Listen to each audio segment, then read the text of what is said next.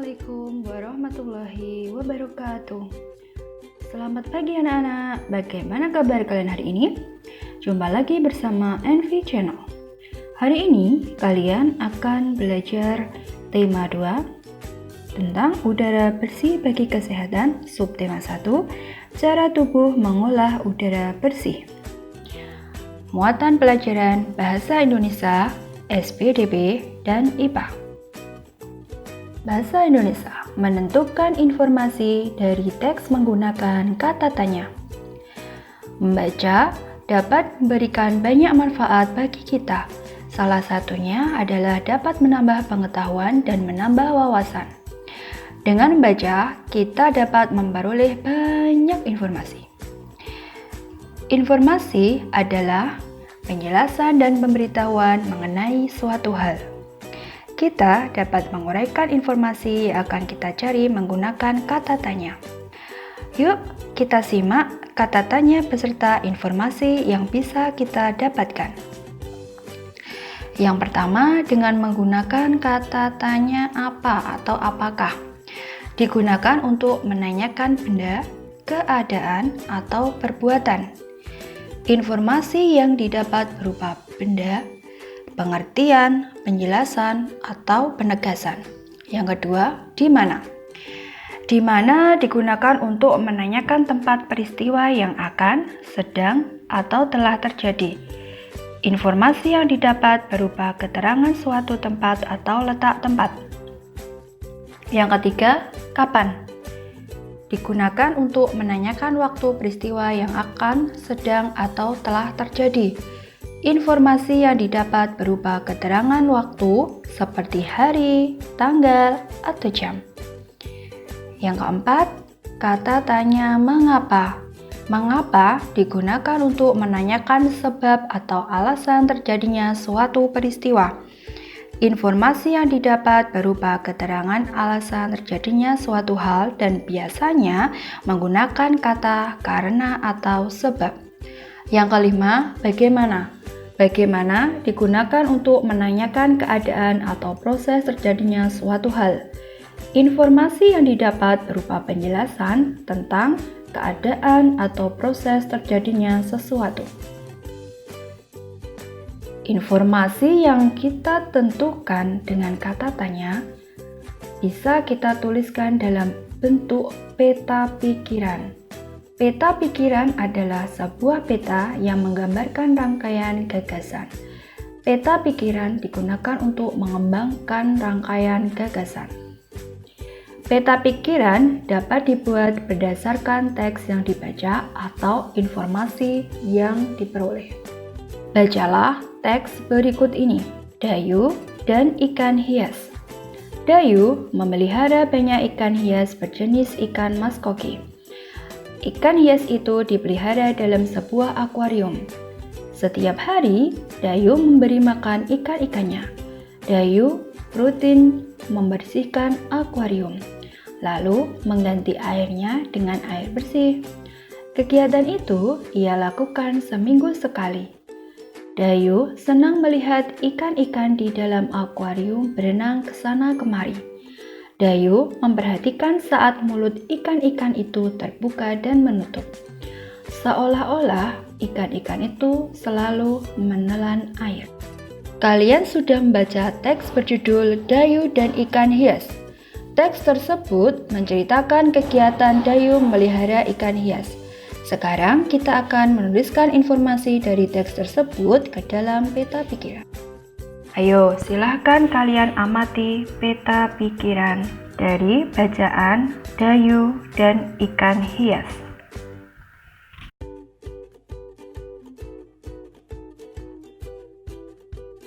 Nah, mulut ikan selalu membuka dan menutup karena ikan bernapas dengan insang yang terletak tepat di belakang rongga mulut pada kedua sisi kepalanya.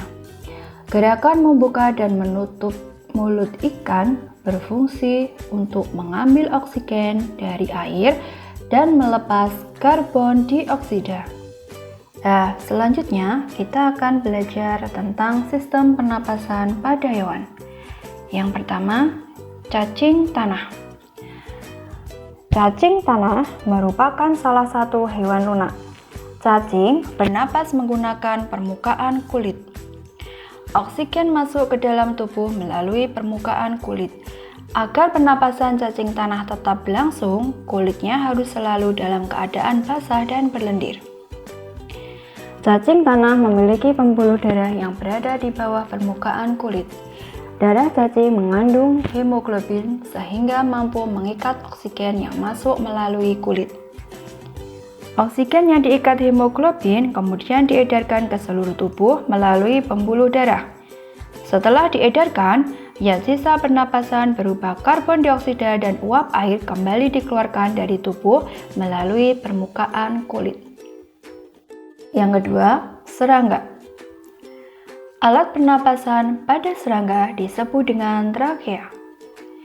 Trakea merupakan pembuluh halus bercabang yang memenuhi seluruh bagian tubuh serangga.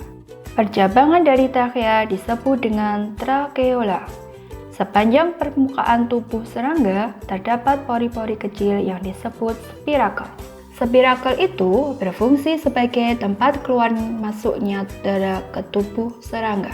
Oksigen masuk trakea melalui spirakel. Selanjutnya, oksigen diedarkan ke seluruh tubuh melalui trakea. Pada serangga, oksigen tidak diedarkan melalui darah, tetapi melalui trakea. Oksigen langsung diambil oleh sel tubuh. Kemudian, karbon dioksida dari sel akan mengalir ke trakeola dan dikeluarkan melalui lubang spirakel. Yang ketiga, ikan. Ikan bernapas dengan insang. Insang terletak di belakang rongga mulut pada kedua sisi kanan dan kiri kepala ikan. Terdapat 4 pasang insang yang saling bertumpang tindih. Insang berbentuk lembaran tipis dan berwarna merah muda. Warna merah muda pada insang disebabkan adanya pembuluh darah halus. Pembuluh darah berfungsi untuk menyerap oksigen dan melepaskan karbon dioksida. Yang keempat, katak atau amfibi. Amfibi adalah hewan yang hidup di darat dan di air. Pada saat masih berupa berudu atau kecebong, katak hidup di air dan bernapas dengan insang. Insang berudu terletak di luar tubuh dan terdiri atas lembaran kulit halus yang mengandung kapiler darah. Berudu tumbuh menjadi katak dewasa dan bernapas menggunakan paru-paru dan kulit. Dalam paru-paru katak terdapat banyak gelembung udara yang dapat menyerap oksigen dan mengeluarkan karbon dioksida. Katak juga bernapas dengan kulit. Kulit katak selalu basah untuk memudahkan dalam menyerap oksigen. Yang kelima, buaya atau reptil. Reptil adalah hewan yang berkulit keras dan bersisik. Hewan yang termasuk jenis reptil antara lain ular, kadal, dan buaya. Reptil bernapas menggunakan paru-paru. Pada buaya yang sering berkubang di air, lubang hidungnya dapat menutup ketika menyelam agar air tidak masuk ke dalam paru-paru. Selain itu, air juga dapat dicegah masuk dengan cara menutup tenggorokannya menggunakan lidah. Yang keenam, burung. Burung bernapas dengan paru-paru.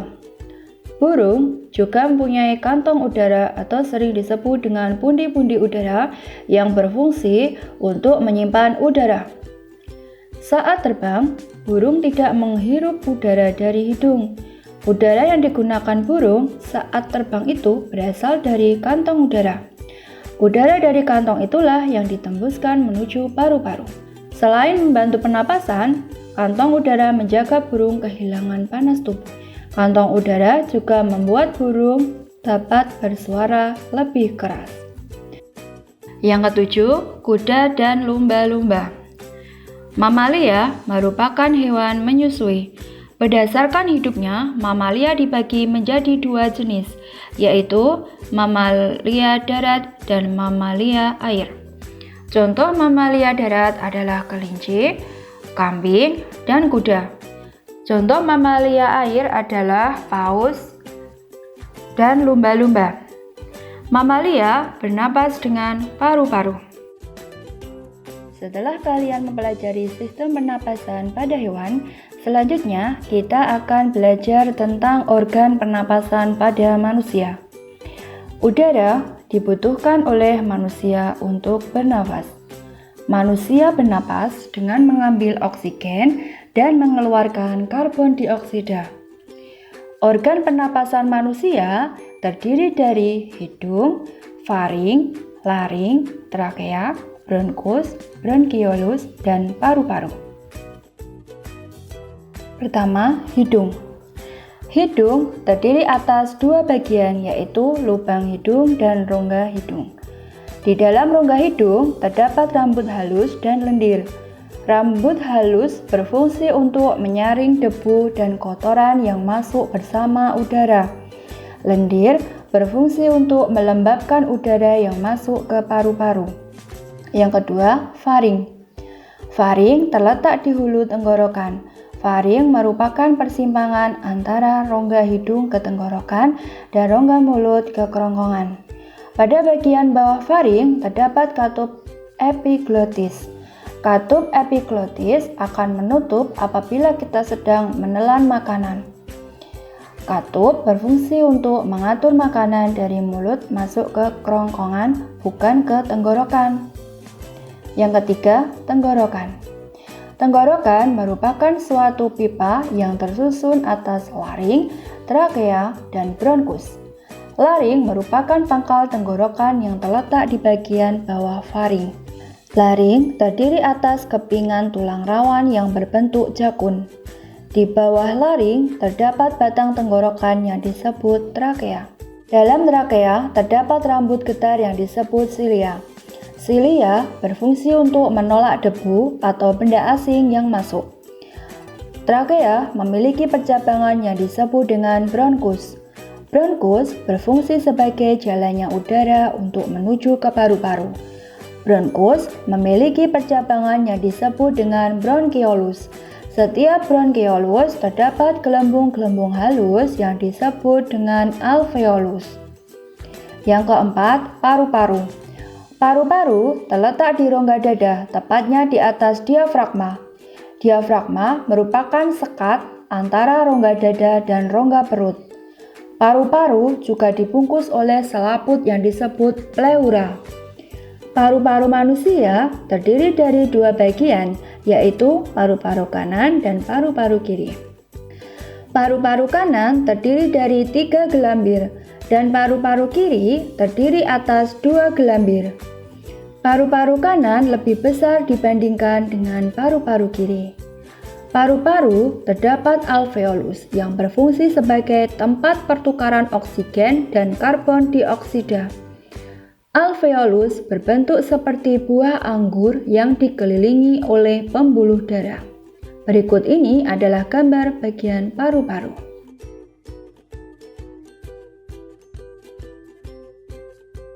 Untuk selanjutnya, kita akan belajar mata pelajaran SPDP mengenal tangga nada. Kita sudah belajar sistem pernapasan manusia. Salah satu kegiatan yang berhubungan erat dengan sistem pernapasan manusia adalah bernyanyi.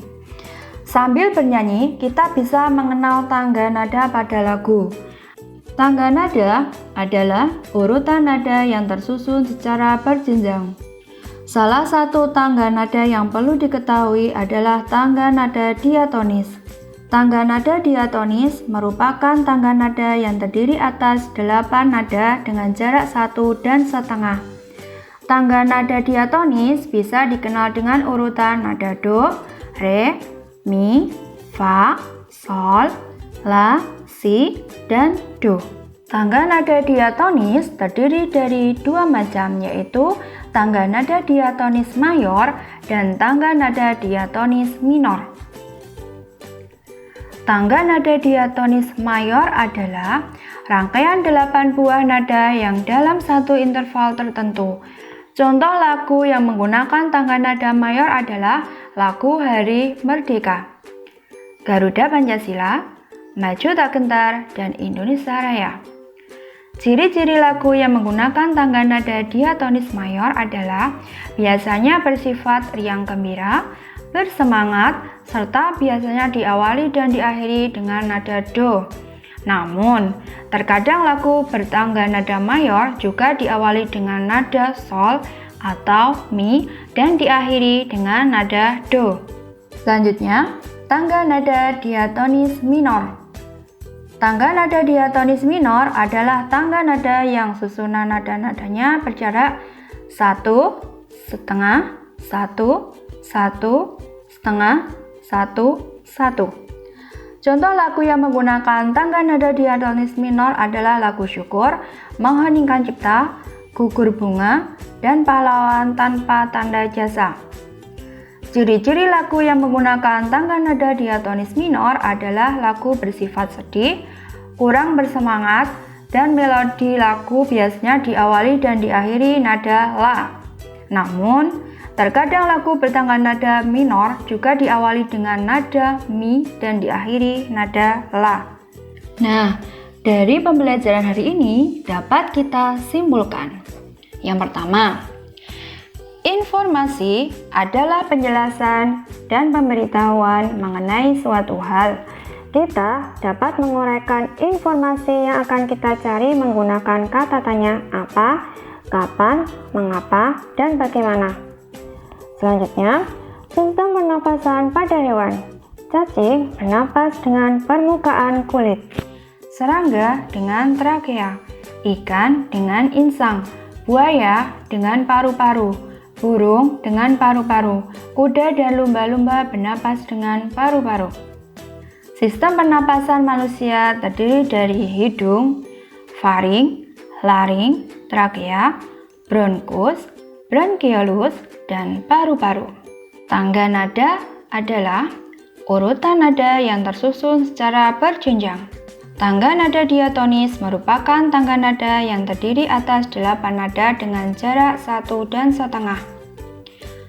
Tangga nada diatonis terdiri dari 2 macam, yaitu tangga nada diatonis mayor dan tangga nada diatonis minor. Cukup sekian pembelajaran hari ini. Kurang lebihnya mohon maaf. Terima kasih. Wassalamualaikum warahmatullahi wabarakatuh.